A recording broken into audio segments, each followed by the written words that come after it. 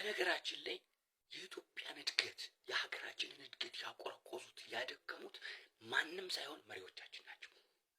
በተለይ ከ50 ዓመት ወዲህ ያሉ መሪዎች ምንም የሚያውቁት ትምህርት የለም። ምንም የተማሩት ያካበቱት ነገር የለም። የሚያውቁት ራሳቸውን ብቻ ማሳደግ ነው። ከህዝብ የሰበሰቡትን ንብረት ጭፈራ ቤት ይዘውት ይገባሉ። ከህዝብ የሰበሰቡትን ገንዘብ አውሮፓ ውስጥ ሊዝናኑበት ይሄዳሉ። እና እነዚህ ከ50 ዓመት ወዲህ ያሉ መሪዎች ለምሳሌ ደርግን ውሰዱ። ምንም የተማረው የሚያውቀው ታምር የለም። መለስንም ውሰዱ፣ ከጫካ ፈርጥጦ የመጣ ነው። የአሁነኛውንም ብትወስዱ ምንም የሚያውቀው ታምር የለም። የትምህርት ቤቱን በራፍ እንኳ ያላየ ነው። የበፊቶችን እንውሰድ። ለምሳሌ አጼ ቴዎድሮስ፣ አጼ ምኒልክ፣ ጃንሆይ፣ ኃይለ ሥላሴ በትንሹ እንኳን መንፈሳዊ ትምህርት ከ20 ዓመት እስከ 23 ዓመት ድረስ ተምረዋል።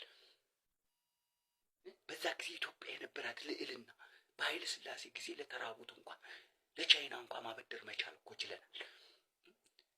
በምኒልክ ጊዜ የነበረው የሀገራችን እድገት ምን ይመስል ነበር? በቴዎድሮስ ጊዜ የነበረው የአሁኖቹ ምንድን ነው የሚያስቡት? አንዱን ብሔር አንስተው አንዱን ብሔር ማሳደግ፣ የራሳቸውን ብሔር ማሳደግ፣ ከቀኝ ኪሳቸው ወጥተው በግራ ኪሳቸው ማድረግ፣ የገዛ ሀገራቸውን ሸጠው ሌላ ሀገር መገንባት፣ የገዛ ሀገራቸውን ንብረት ዘርፈው ሌላ ሀገር ላይ ሆቴሎችን ማቋቋም አይደለም ስራቸው። እና ቢማሩ ቢያውቁ ቢያድጉ የትምህርት ቤቱን በራፍ ቢረግጡ ጥሩ ነገር መስራት ቢያቅታቸው